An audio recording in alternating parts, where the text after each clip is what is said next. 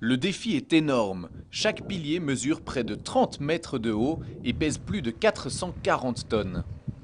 Alors la problématique qu'on avait, c'était qu'on ne pouvait pas les faire tomber, pas les faire exploser, pas les faire tomber. Donc on était obligé de les grignoter par le haut et les faire descendre tout doucement pour pas envoyer des gravats dans le couloir, parce qu'il y a des maisons en contrebas et ainsi de suite. Pour arriver à bout de ces mastodontes, un hélicoptère gros porteur est appelé en renfort. Le travail est périlleux et demande beaucoup de sang-froid.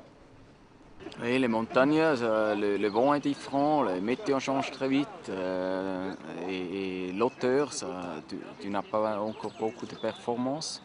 Ici, c'est haut et chaud et ça, l'hélico n'aime pas beaucoup ça. Avec la plus grande précision, il s'agit de transporter une passerelle spécialement conçue pour s'adapter aux pylônes. Donc le système, c'est très simple, c'est une plateforme qui est montée sur des mâts. Qui monte avec des tire-forts hydrauliques. Donc on va monter la plateforme jusqu'au sommet du pylône. Une fois qu'elle sera au sommet, on va héliporter deux petites pelles 800 kg avec des BRH pour casser le pylône. Des BRH, c'est des marteaux-piqueurs en fait, qui sont montés sur des petites pelles mécaniques.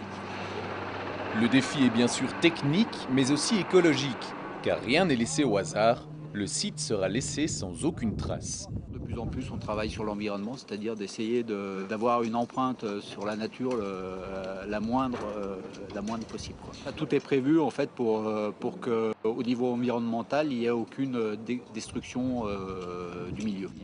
Une fois que le pylône sera complètement détruit, on refera donc un terrassement pour remettre propre et replanter de l'herbe ou des arbres. Enfin, si certains voient ces pylônes comme des balafres sur la montagne, d'autres voudraient les garder au patrimoine de la ville.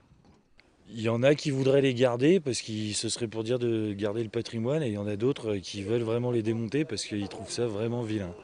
En 24, ils ont attaqué le chantier juste après les JO de Chamonix. Ils ont fini en 28. Tout le matériel a tout été monté à dos de mule et à dos d'homme. Pour le chantier qu'ils ont fait, c'était quand même des sacrés bonhommes, quoi. Parce que fallait le faire à l'époque, un truc pareil.